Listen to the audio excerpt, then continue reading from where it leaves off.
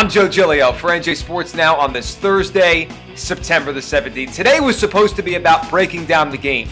Today was supposed to be about looking ahead to a major Big Ten matchup, the first of the year for the Rutgers football team. Today was about going to Penn State, avenging a loss from last year. Today was about getting all excited for this game coming up on Saturday. But that's not what today's about anymore. Today's about the aftermath of what went down yesterday afternoon. Rutgers suspending head coach Kyle Flood for 3 games, fining him $50,000 in response to what you first heard about from NJ Advanced Media. Kyle Flood contacting an employee, Kyle Flood contacting a professor in hopes of helping out one of his players with grades in the classroom. It was over the line, it was against the rules, and Kyle Flood got his punishment for it. But it is impossible for all of us to sit back and truly believe every single thing in the suspension, including the $50,000 fine, was just because what Kyle Flood did. Or at least it's impossible for me to do. Kyle Flood broke the rules.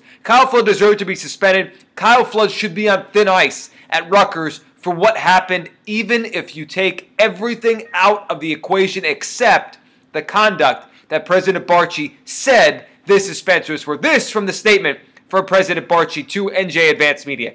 That is what it's about. This is what it's in response to. The allegations and the conduct that was wrong in contacting your professor, in meeting at Princeton in front of the library, and all of the details you heard on Wednesday afternoon. That's what Rutgers suspended Kyle Flood for. But it's very hard to sit back and think about what has happened to this Rutgers football program over the last 2, 3, 4 weeks under Kyle Flood's watch. 6 players now have been kicked off the football team. Suspended indefinitely is Leonte Carroo, the team's best wide receiver and probably best player overall. This has all happened under Flood's watch. The program is embarrassed. National outlets calling Rutgers a joke. ESPN, USA Today, everyone making Rutgers a punchline right now. And Kyle Flood is the guy in charge of it all.